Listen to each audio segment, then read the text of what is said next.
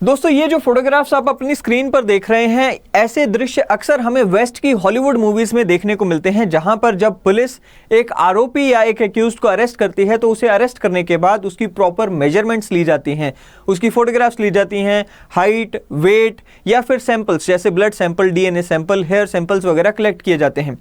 ये वहाँ के क्रिमिनल प्रोसीजर का एक बहुत ही अहम प्रोसेस होता है। अब सवाल ये उठता है कि क्या भारत में भी कोई ऐसा प्रोसेस फॉलो होता है? तो जवाब है यस, लेकिन हमारे यहाँ पर जो प्रोसेस फॉलो होता है वो इतना ज़्यादा कॉम्प्रिहेंसिव नहीं है।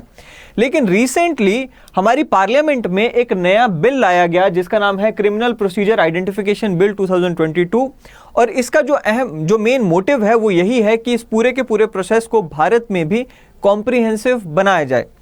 आज की अपनी इस वीडियो में हम इसी बिल को डिस्कस करेंगे और देखेंगे कि क्या फीचर्स इस बिल में यहाँ पर दिए गए हैं।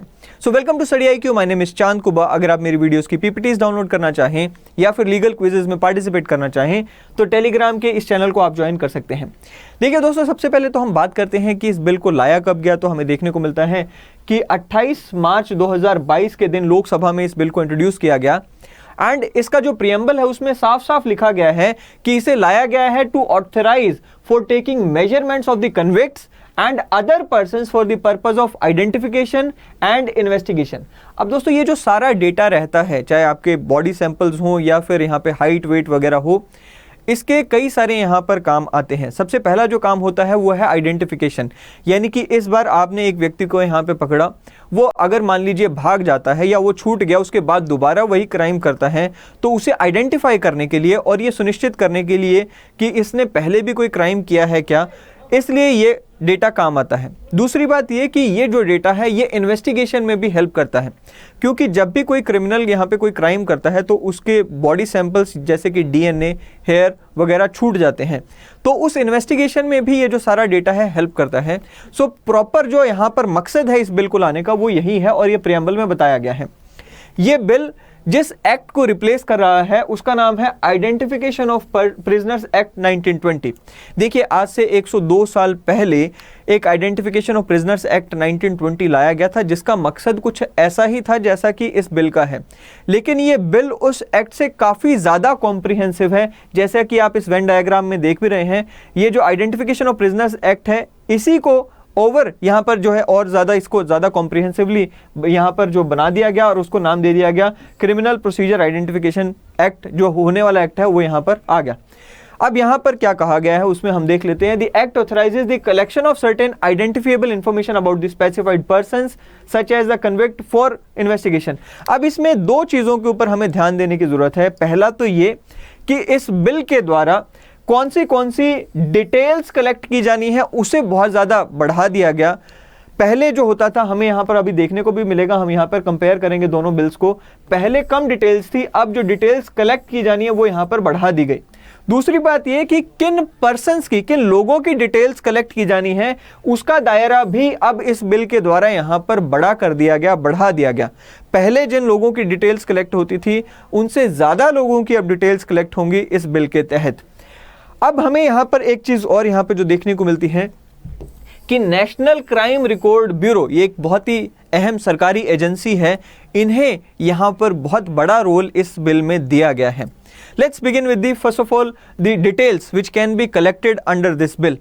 जो हमें देखने को मिलता है दोस्तों कि 1920 का जो एक्ट था उसमें जो डिटेल्स कवर की गई थी उसमें थी photographs, fingerprints and footprint impressions. लेकिन उससे कहीं ज़्यादा डिटेल्स हमें यहाँ पर देखने को मिलती हैं इस बिल में, जैसे कि पाम प्रिंट इंप्रेशंस, यानी कि आपकी जो पाम है उसके इंप्रेशंस भी आ गए।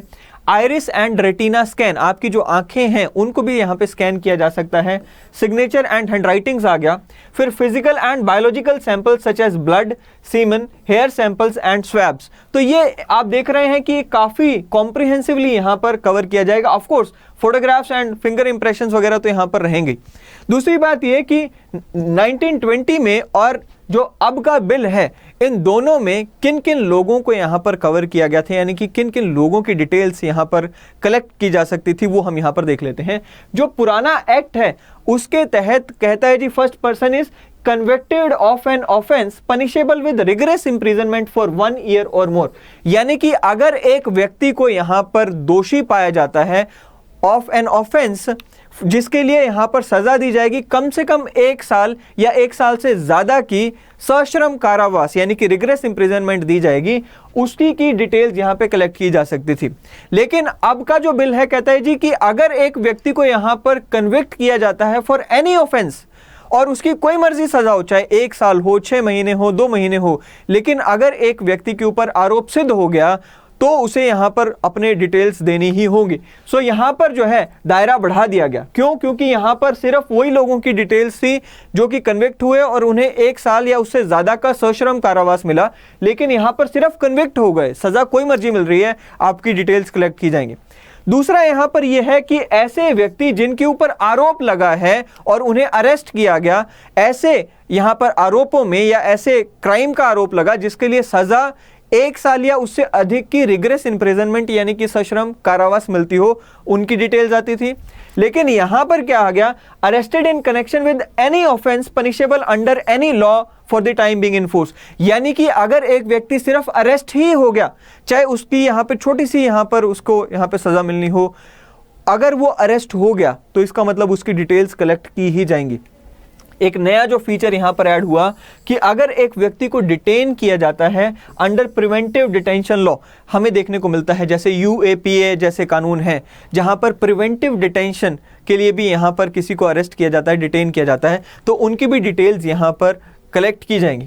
एंड एक कॉमन फीचर जो दोनों में हमें देखने को मिलता है कि ऐसे लोगों की डिटेल्स यहां पर कलेक्ट की जाती हैं जिनको यहां पर अरेस्ट या फिर जिनको यहां पर क्या कहता है, person order to give security for good behaviour और maintaining peace under section 117 of the code of criminal procedure. Same यहां पर देखते हैं, order to give security for his good behaviour और मेंटेनिंग पीस अंडर सेक्शन 117। अब देखिए भाई, section 117 CRPC का क्या कहता है कि अगर यहां पर शक होता है किसी व्यक्ति के ऊपर एडमिनिस्ट्रेशन को कि वो व्यक्ति यहां पर पीस एंड सिक्योरिटी के लिए खतरा हो सकता है, तो उसे सबसे पहले तो यहाँ पर नोटिस जारी करते हैं।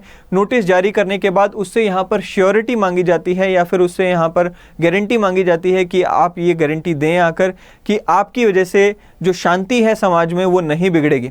अब ऐसे लोगों को भी यहाँ पर आदेश दिया जा सकता है, उनकी भी यहाँ पर डिटेल्स जो हैं कलेक्ट की जा सकती हैं। सो आप देख रहे हैं कि दोनों जो एक एक्ट और ये जो नया बिल, इन दोनों में यहाँ पर काफ़ी ज़्यादा अंतर है। ये काफ़ी ज़्यादा कॉम्प्रिहेंसिव बिल लाया गया है। अब दूसरी बात यह कि मेरी डिटेल्स अगर कलेक्ट की जाती हैं NCRB के द्वारा, तो उन डिटेल्स को कब तक रखा जाएगा?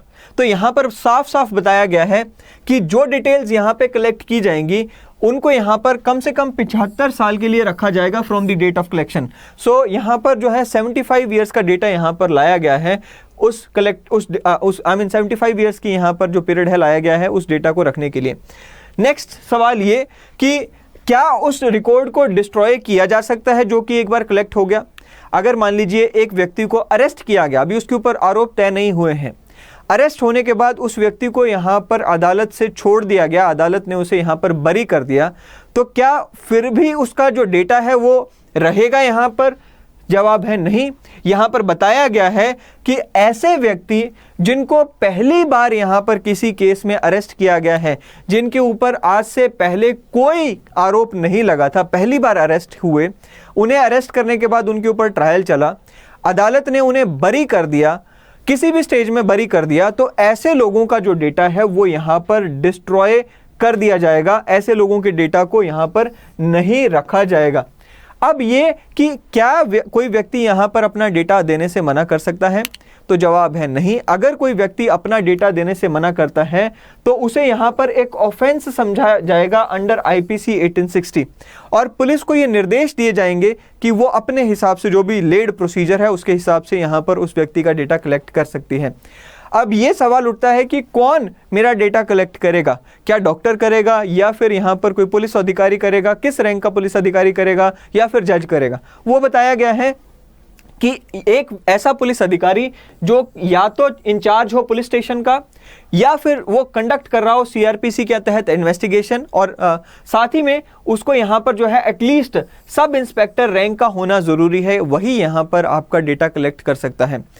दूसरी बात ये कि यहाँ पर मैजिस्ट्रेट को भी ये पावर दी गई है that he may direct a person to give his details for the purpose of investigation और प्रोसीडिंग अंडर द CRPC। अब यहाँ पर जो मैजिस्ट्रेट है वो भी एक व्यक्ति को यहाँ पर ऑर्डर दे सकते हैं इन्वेस्टिगेशन के लिए, अपना डेटा देने के लिए। दूसरी बात यह कि रोल ऑफ एनसीआरबी यानी कि नेशनल क्राइम रिकॉर्ड्स ब्यूरो क्या रहेगा वो यहाँ पर देख लेते हैं। बहुत ही अहम रोल दिया गया है इन्हें। सबसे पहला तो ये कि इन्हें रोल दिया गया है to collect the data from state agencies और स्टेट पुलिस, क्योंकि देखिए भाई हर जगह पर जहां पर भी डेटा कलेक्ट होगा वो कौन कलेक्ट करेगा, स्टेट पुलिस कलेक्ट करेगी। अब पुलिस से कलेक्ट करना होगा डेटा किसको, एनसीआरबी को, यानी कि पुलिस से डेटा किसके पास चला जाएगा, एनसीआरबी के पास चला जाएगा। एनसीआरबी उस डेटा को कलेक्ट करके उसे स्टोर भी करेगी, जहां पे डिस्ट्रॉय करने की बारी आएगी उस डेटा को डिस्ट्रॉय किया जाएगा। उसके बाद इस डेटा को प्रोसेस किया जाएगा, यानी कि इस डेटा को आगे फर्दर यहां पर क्लासिफाई किया जाएगा, प्रोसेसिंग की जाएगी और इस डेटा को आगे डिसेमिनेट भी किया जाएगा। यानी कि जो हमारी सुरक्षा एजेंसीज हैं, जैसे हमारी रॉ हो गई, आईबी हो गई या सीआईडीज हो गई, हमारी जो स्टेट्स की सुरक्षा एजेंसियां हैं, उन सबको भी यहाँ पर ये डेटा दिया जाएगा, वितरित किया जाएगा, ताकि उनके पास भी प्रॉपर रिकॉर्ड रहें लोगों के और उन्हें भी पता रहे कि कौन हमारी सुरक्षा के लिए खतरा हो सकता है। तो ये थे कुछ फीचर्स हमारे इस बिल के। आई होप कि ये फीचर्स आपको समझ आए होंगे। अब एक छोटी सी जानकारी हमारे स्टूडेंट्स के लिए जो कि दिल्ली जुडिशियल सर्विसेज के लिए तैयारी कर रहे हैं। जैसा कि हम सब जानते हैं दोस्तों कि डीजेएस का जो सिलेबस है वो काफ़ी ज़्यादा बढ़ाया गया था इस बार की नोटिफिकेशन में। मैं आप सबको यहाँ पर ये इन्फॉर्म करना चाहता हूँ कि यहाँ पर आप देख रहे हैं ये नोटिफिकेशन से ही फोटोग्राफ ली गया है, यहाँ पर स्क्रीनशॉट लिया गया है। इसमें आप देखिए सिविल लॉ में यहाँ पर टीपीए ऐड हो गया था, देन एनडीएमसी एक्ट हो गया था, डीएमसी एक्ट हो गया था एंड उसके बाद कमर्शियल कोर्ट्स एक्ट नया ऐड हो गया था। ये सारा जो है हमारे जो कोर्स है उसमें ऐड हो चुके हैं, हमने पढ़ा दिए हैं अपने कोर्स में। आप हमारे कोर्स में जाकर ये देख सकते हैं। दूसरी बात ये कि सिविल लॉ 2 का जो पेपर है उसमें भी हमने देखने को मिलता है कि आर्बिट्रेशन एंड कॉन्सिलिएशन हमें यहाँ पर ऐड होता हुआ दिखाई दिया। ट्रेडमार्क्स एक्ट हुआ, कॉपीराइट एक्ट हुआ, वो भी हमने ऐड हो गया है, हमारे कोर्स में अपडेट हो चुका है। फिर उसके बाद protection of women from domestic violence act, so DVA हुआ। फिर उसके बाद नेगोशिएबल इंस्ट्रूमेंट हुआ, sexual harassment of women at work place, ये प्रिवेंशन एक्ट हुआ, ये हो गया, जेजे एक्ट हो गया। इसी के साथ साथ जो प्री में भी जो ऐड होना था सिलेबस वो सारा हमने यहाँ पर अपने कोर्स में पढ़ा दिया है। सो जो स्टूडेंट्स इससे फ़ायदा उठाना चाहते हैं इस कोर्स को जाके परचेज कर सकते हैं और जो हमारे एग्जिस्टिंग स्टूडेंट्स हैं वो इस पूरे के पूरे कोर्स का फ़ायदा उठाना ना भूलें। साथ ही में प्रीवियस ईयर्स के जो MCQs हैं उसको भी कॉम्प्रीहेंसिवली आपकी ऐप के ऊपर यहाँ पर डाल दिया गया है, उसको भी आप यहाँ पर एंजॉय करें, उसको भी यहाँ पे प्रैक्टिस करें। सो अगली वीडियो में फिर एक बार मिलेंगे दोस्तों। Till then thank you. I hope कि आपको ये वीडियो पसंद आया होगा।